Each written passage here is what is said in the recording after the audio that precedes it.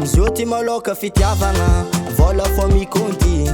anao na bôbôsy mitsanga mahitsy koa tsisy mony tsy mipompy asa zegny ny tegna fiainagna agnontaniako raha zoky mety raha taloha tagny fô niany ty eky nimpody karanjegny fiainagna va izo anao koa tsisy mone tsy omandra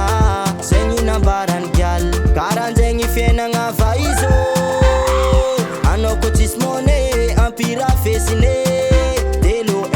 dimina enigny fito sumwene anao sumwene misy vola anao sumwene tsahoany anao tsahoany koa tsisy vola tsy ahoany sumwene anao sumwene misy vola anao sumwene tsahoany anao tsahoany koa tsisy vola tsy ahoany kofa misy moni anao sumeny tapetrany mandesely fanao ro sumeny vava adiny tsisy vola igny ro tsy ahoany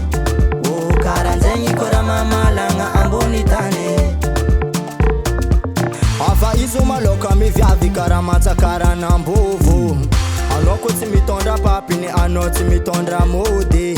amizao ty za mitagna raiky fô fiainagna ratsy efa miady mafaiky génération ty fa karanjegny ambarako anao zegny tsy anao taraiky sumweny anao sumweny misy vola anao sumweny tsy ahoany anao tsy ahoany koa tsisy vola tsy ahoany sumweny anao sumweny misy vola anao sumweny tsy ahoany anao tsy ahoany koa tsisy vola tsy ahoany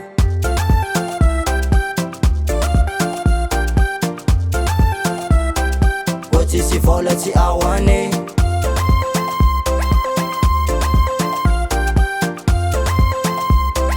koa tsisy vola tsy ahoany DIVA'S Production.